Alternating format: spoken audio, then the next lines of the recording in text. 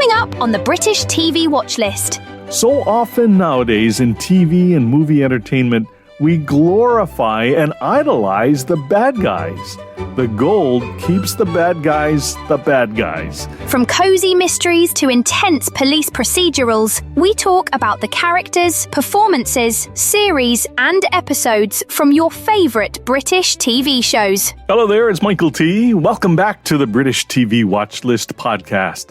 Today, we are talking about The Gold, a 6-part BBC series that aired in 2023. And if you haven't heard of this one yet, stick around because this is a true crime drama that'll have you absolutely hooked. Let me start with this. The Gold tells the story of the Brink's-Mat robbery.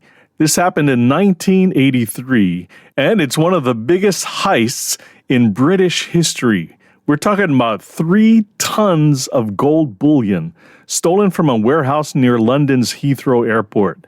3 tons. That's about 6,000 pounds of gold, worth about 25 million pounds at the time. In today's money, we're talking about something like 330 million pounds or $441 million. But here's what makes the show special. It's not really about the robbery itself. It's about what happened afterward. The investigation, the chase, the unraveling of an entire criminal network, and the way this stolen gold contaminated British society for decades. You can watch The Gold on BBC iPlayer if you're in the UK. In the United States, I watched it on PBS Passport. Before we dive into the show itself, let's talk about true crime for a minute. Why are we all so obsessed with it? Because let's be honest, we are. True crime documentaries, true crime podcasts, true crime dramas, they're everywhere, and we can't get enough. I think there are a few reasons for this. First, there's the puzzle aspect. We want to know who done it. We want to see how investigators piece together clues, how they catch the bad guys. It's like a massive jigsaw puzzle, and we want to watch someone solve it. Second, there's the safety of distance. We can experience danger and crime from our sofas. We're safe, but we get that little thrill of fear, that rush of adrenaline, without any actual risk. Third, true crime shows us human nature at its extremes. The worst of people, yes, but also the best. The investigators who won't give up, the families who fight for justice, the ordinary people who do extraordinary things. And like I've said before, true crimes tickle a voyeuristic nerve. We marvel at this thing that looks like fiction but crosses over into reality. All doubt about plausibility is removed. The Gold taps into all these things, but it does something else too. It shows us how one crime ripples outward, how it touches hundreds of lives, and how it changes a country. Now let's talk about our cast. Hugh Bonneville stars as Detective Chief Superintendent Brian Boyce. And if you're thinking, that's the Earl of Grantham from Downton Abbey, you can stop right there. This is not Lord Grantham, not even close. Bonneville plays Boyce as a bulldog, tenacious, obsessed. This is a man who will not let go. He's got this quiet intensity, this determination that radiates off the screen. There's a scene early on where Boyce realizes how big this case is, how deep it goes, and you can see it in Bonneville's face, the weight of it, the challenge, and something else, excitement, because this is the case of a lifetime. That's Boyce. Mm-hmm. You two picked up Brink's-Mat. Yes, sir. First thing tomorrow, I'm taking it over. A special task force, external operation independent of the flying squad. Gather the paperwork, don't make copies, and bring it over the river. What's brilliant about Bonneville's performance is the restraint. He's not shouty, he's not flashy, he's methodical, he's patient. But you never doubt his strength, his willpower. This is a man who knows what he wants, and he will get there, no matter how long it takes. Supporting Bonneville are some excellent actors. Two that stand out are Charlotte Spencer as Detective Nikki Jennings and Sean Harris as Gordon Parry. Sean Harris has a knack for playing creepy characters, and he's genuinely scary in The Gold.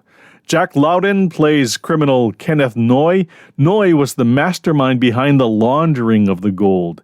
And Dominic Cooper plays Edwin Cooper, a composite character sewn together from different real participants. It's Hugh Bonneville surrounded by an excellent ensemble. Now, the robbery itself. Let me explain how this actually worked, because it's wild.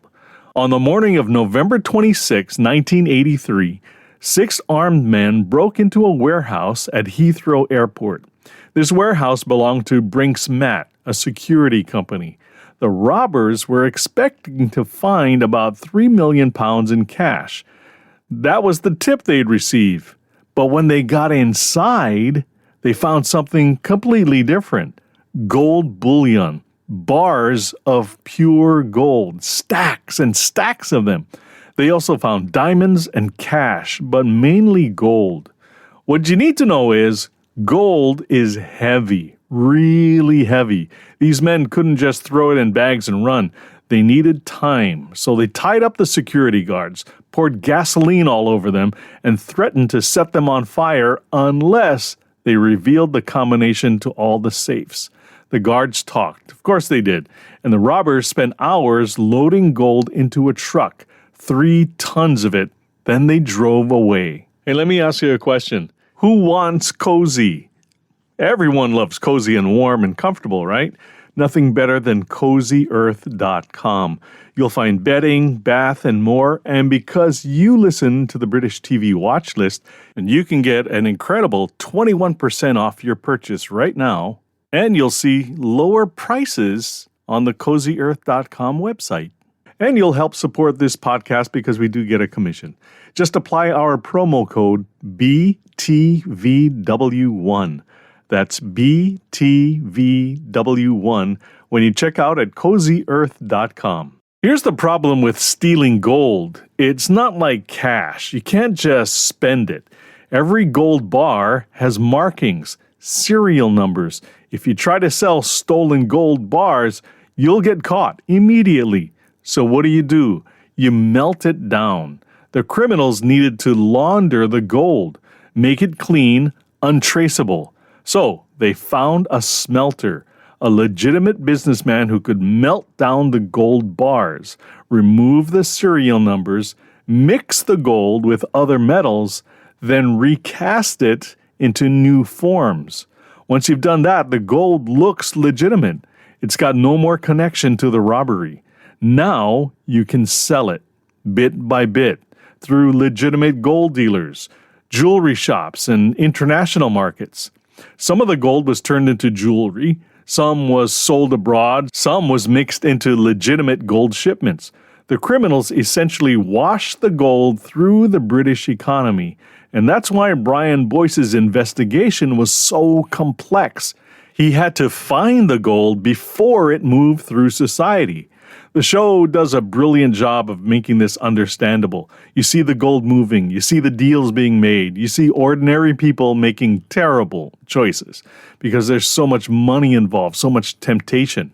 And this is where the character development really shines. We meet the criminals, their families, the people who help them, and they're not cartoon villains. They're human, flawed, greedy, scared, making increasingly desperate choices. I want a lawyer. And they'll offer to get you one, the people that put you here. But don't let them. Pay for one yourself, one you can trust.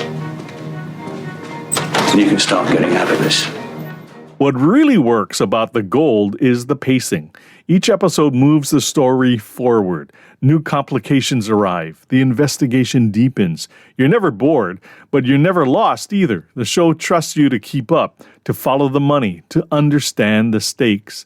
The writing is sharp. The dialogue feels authentic. These people talk like real people, not like characters delivering exposition.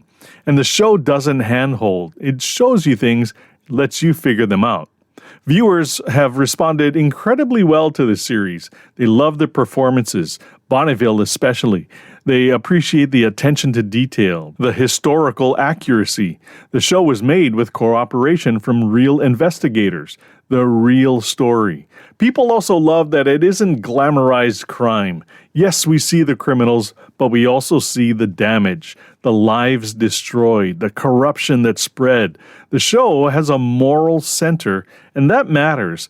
So often nowadays in TV and movie entertainment, we glorify and idolize the bad guys. The Gold keeps the bad guys, but it acknowledges they're human. The themes here are rich, greed, obviously, but also obsession. Boyce becomes consumed by this case. It takes over his life. Is that dedication, or is it unhealthy? The show asks the question, doesn't necessarily answer it, though. There's also the theme of contamination. The Gold is like poison. Everyone who touches it gets corrupted or destroyed. The show traces these connections brilliantly. You see how one crime creates 100 others. Now, let's talk about where they are now. This is always the fascinating part of true crime, right? The real Brian Boyce retired from the Metropolitan Police in 1984. He worked the Brinks Mat case for years. Some would say it defined his career. He's given interviews about the investigation and what it was like to chase that gold for so long. He passed away in 2018, but his work on this case remains legendary in British law enforcement. As for the criminals, some went to prison, some walked free. The gold, most of it was never recovered. Somewhere out there, that gold still exists, in jewelry, in bank vaults, mixed into the British economy, invisible. You could be wearing something that was part of the heist. Some of the stolen gold, investigators believe, funded organized crime for decades. Drug trafficking, arms dealing, all financed by that one robbery in 1983. One more thing. Season 2 of The Gold is coming. It's been commissioned, and while details are being kept quiet, we know it'll continue following the aftermath of the robbery, the long tail of consequences. The gold that's still out there, still causing damage. This show does what the best true crime dramas do. It entertains you, but it also makes you think about crime, justice, and what lengths people will go to make themselves rich. If you love true crime, you need to watch The Gold. 6 episodes, each one better than the last, building to a conclusion that's satisfying and heartbreaking and thought-provoking all at once. Hey, before we go, I want to say hello to our listeners in Queens, New York, Kansas City, Missouri, and Alexandria, Egypt. I am absolutely amazed at the response and the cities I see around the world. Wherever you're listening, aloha. And if you'd like to support this podcast, check out our Patreon site. Supporters get exclusive content every week. You can also support us by shopping at CozyEarth.com and use our promo code BTVW1 to get a 21% discount on your bedding, bath, and home goods. And you'll find new lower pricing for 2026 at CozyEarth.com. That's it for now. Thanks for listening to the British TV Watch List. Until next time, cheers! The British TV Watch List is written and produced by Michael T. in Honolulu, Hawaii. Remember to subscribe, like, and share. All rights reserved. Copyright 2026. Michael T. Media.